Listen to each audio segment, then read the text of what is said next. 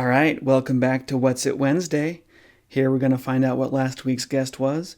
This is, drum roll please, this is a red-tailed hawk.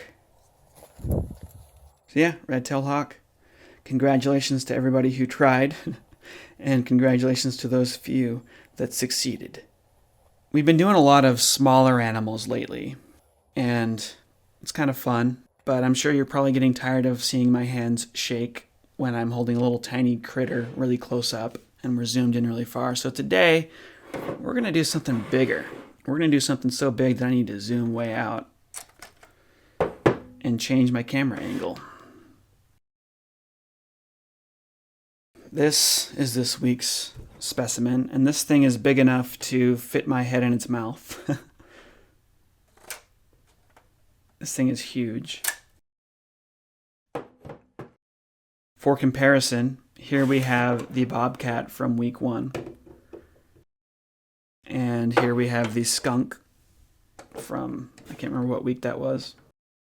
But yeah, this thing is huge. This monster of a creature is just enormous. And, you know, some people have been wanting me to give more tips on how to identify animals, identify skulls. Probably the best way to really get good at identifying skulls is just to look at them a lot. But there are some tricks. This guy actually defies most of the tricks, though, that you would use in identifying a skull.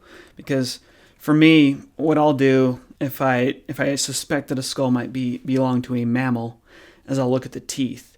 And in mammals, in typical mammals, you have, actually the skunk's a pretty good example of a typical-ish mammal.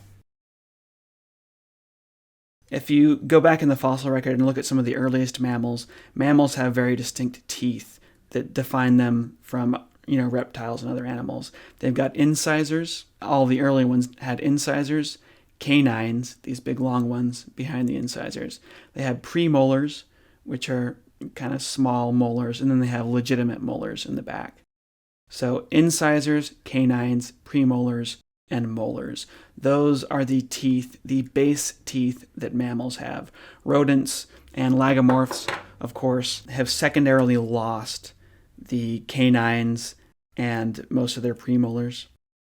But they do still have their incisors and their molars. The specimen today, this guy is really weird because it is a mammal. I'm just going to go ahead and give you that hint. This is a mammal, but it's lost the incredible tooth variation that mammals typically have.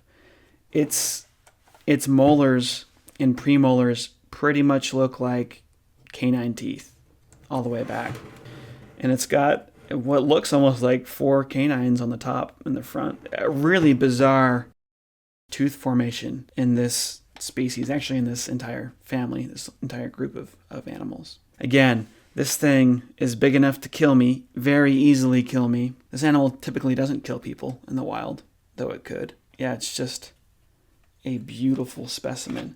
Extremely intelligent animal, huge brain. Look at this big round brain case here.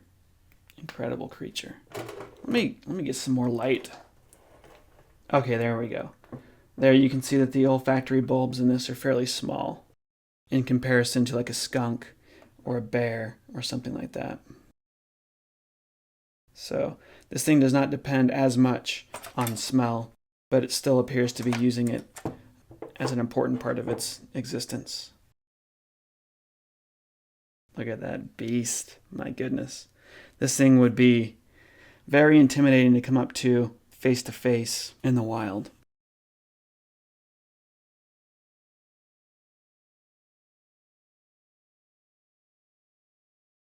What's It Wednesday?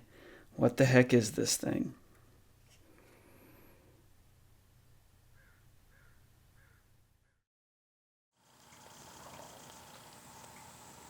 Its little tongue.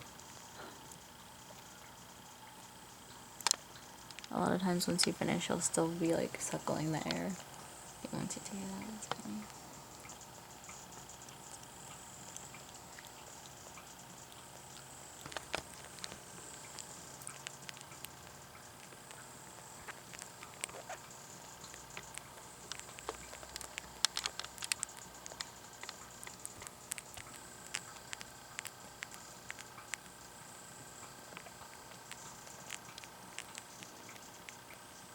Little ears are so tiny. I know.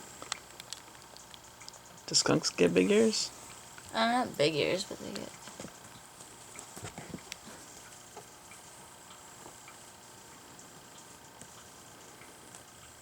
But yep.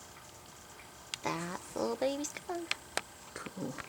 Show off his paws. Oh.